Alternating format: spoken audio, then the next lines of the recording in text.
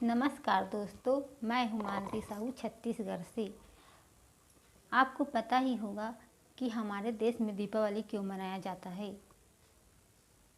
इस दिन श्री राम भगवान ने 14 वर्ष का वनवास काट करके अयोध्या लौटे थे, जिसकी खुशी में अयोध्या वासी दीप जलाते हैं और उसी वजह से आज पूरे भारत देश में दीपावली मनाए जाते हैं। आपको ये भी पता होगा कि हमारे छत्तीसगढ़ में गौरी गौरव को महत्वपूर्ण से इसकी पूजा की जाती है। आपको ये भी पता होगा कि केछुआ, जिसे माँ लक्ष्मी का स्वरूप माना जाता है, यह भी कहा जाता है कि यह केछुआ जिस घर में आ जाती है उस घर में धन धान्य से और वैभव प्राप्त होती है। ऐसी ही एक घटना है जिस गांव के नाम है लोहार पथरा।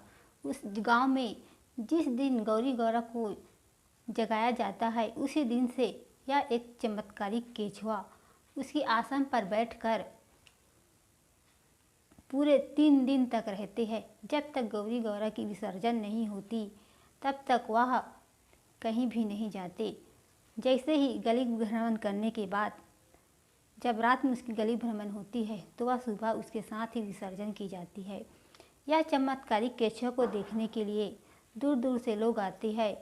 कुछ दिन पहले तो इसका वीडियो भी वायरल हुआ था। अगर आपको यकीन नहीं होती है तो यह मैं प्रूफ भी दिखा सकती हूँ कि यह चमत्कारिक केछुआ लोहार पथरा गाँव में आती है। कौन कहता है कि इस दुनिया में भगवान नहीं है? भले यह कलयुग जरूर है, लेकिन आज भी भगवान को माना जाता है। हमारे भारत देश में तो पत्थर को भी भगवान की तरह पूजे जाते हैं। जिस